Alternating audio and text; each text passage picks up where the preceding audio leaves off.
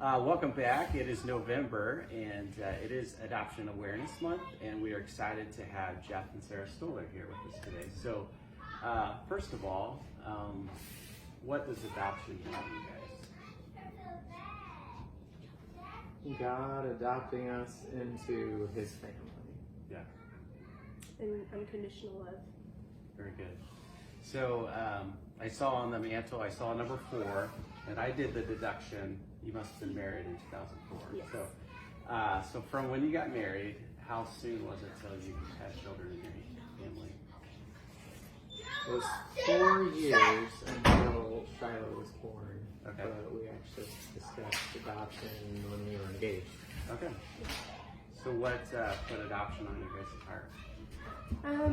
When I was 19, we went to Haiti, and we had met some families there that were just really struggling, and there's this one young boy that had said, "Would you please take my sister home with you?" And obviously that wouldn't have been the best case scenario for her, but it kind of brought adoption into my heart, if there was a need. And I just thought that would be a good way to start a family, and just God laid it on my heart, I guess. Very good. So was adoption on your heart at all, Jeff? Or It wasn't when we got engaged. Said I'd like to adopt someday, and I didn't have any reservations, or I wasn't against it. So I said, "Oh, okay, all right." Yeah, I mean, growing up, I remember a few kids that were adopted. I mean, one of my cousins. So that was really, but it wasn't very common, at least in my community. And so I think a lot of times, like, we only know what we see. And so that's really cool that God put on your heart, and then really kind of your heart, Jeff, to that. And so obviously we'll get into the process a little bit, but obviously you have 2 adopted children into your family. So speak into that process a little bit, like what the timing was like and kind of how that went. Yeah. So we met with Jan about 3 years into our marriage, Okay. and just said, "Hey, we're interested in learning more about adoption. Desired to work with Gateway for a home study," and we kind of started the process. And then also we're open to the possibility of having a biological child, and we're just like didn't know if that was going to be possible for us or not. We hadn't tried yet, and just kind of decided to do whatever came first. And then I ended up getting pregnant right away, and so we kind of shelved that idea of adoption until our oldest daughter Shiloh was born. Okay. And then we just really felt strongly called to start that process again when she was maybe about, what do you say, 6 months old, 6 or 7 months old. And that's kind of when we really started pursuing that. But even before then, it was Jenny Ruffner, Okay. Birch Miller, Sure. before she had married Zach, Okay. who was a good friend of ours, and really talked to Sarah a lot. That just encouraged your desire for adoption, right? Yeah, definitely. Very good. I know in our journey through adoption, seeing you guys and then John and Amy definitely helped us, and kind of that peace of mind of just knowing that other families have been through this. So if we have questions, we have a community already established. So thank you for that. So going back, you started that process again, and then it was kind of put on hold. Then when did you feel that it was time to start that back up again? Shiloh was pretty young yet, and we went back to Jan, was it again? Yep. And said, "Hey, we'd like to start the process." Yeah. And so then we took some training classes, and working with Jan and or Jenny and through Gateway as part of the home study. Okay. And we also use Gateway Woods for home study, but then Loving Shepherd for just researching, which agency to go with if we're thinking about international. Right. And just like to say too that I think every parent that starts off thinking about adoption, there's just some naivete that goes along with that. And we initially thought, let's do international, because then we can kind of make a clean break of it with the birth family. And now, having been through 10 years post-adoption, I realize now how important it is to have that connection with the birth family, and how we should really, if it's possible, try to maintain that. And but initially we thought international, because we thought, okay, that'll be, just have that separate connection. So that's why we chose international at the time.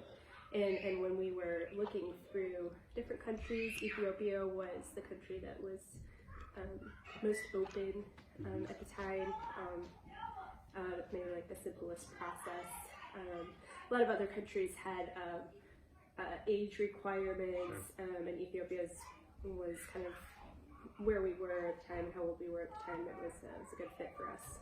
So that's what we decided to do. So did you fill out the form on Ellison's Yes. website? That was really enlightening to me, because I just figured it's like, oh, we just pick a country and then go through that process. But we only qualified for just a really select few, and that I had no idea.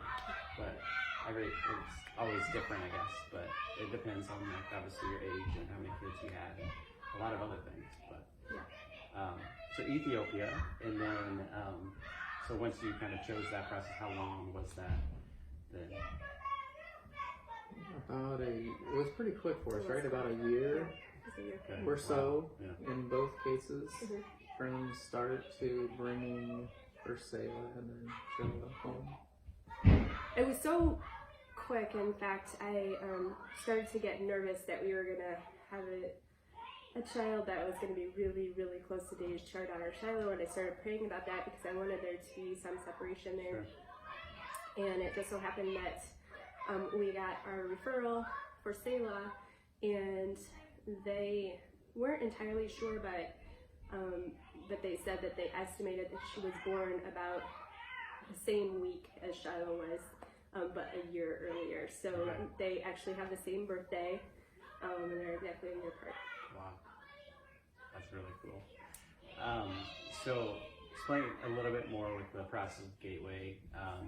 Is that something that you would recommend to other families, or how did that go for you guys? Obviously Jenny's not there anymore, but Jan's still leading the charge, and she's really great. So. Absolutely. Jan was very helpful in opening our eyes.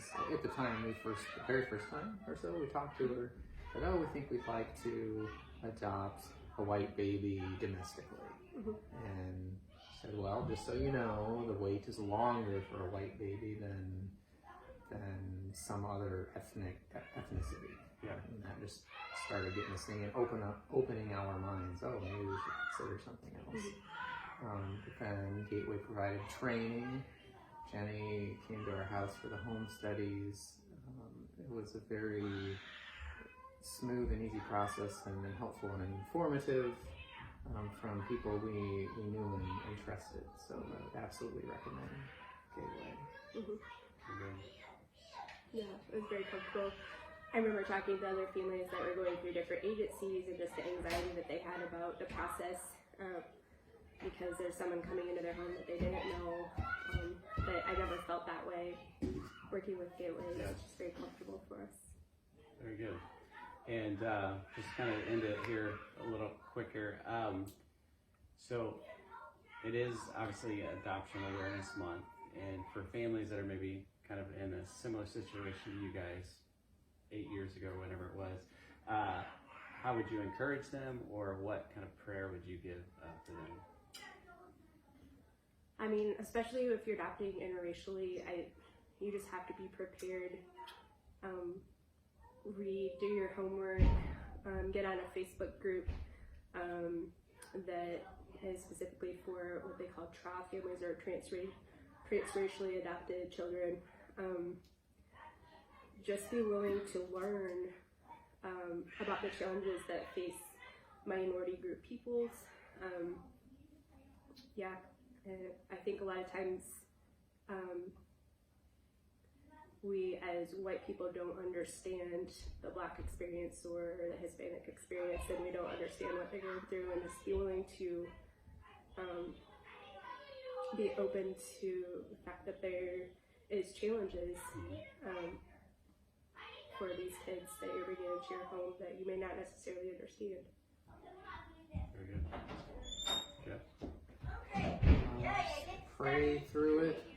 Let God lead, be open to the Spirit's leading wherever He would lead, and let God lead. Go ahead, or we have Sure. to. Yeah.